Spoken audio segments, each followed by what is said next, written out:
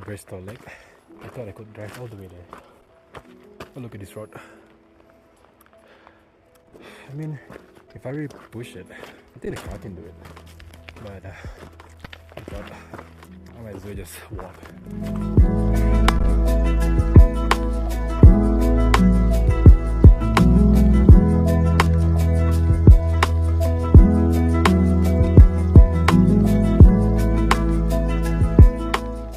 So I reached the lake. And now I just drive. At first I pity my car. Then after walking for 1.8 kilometers, I'm like, I pity my leg more.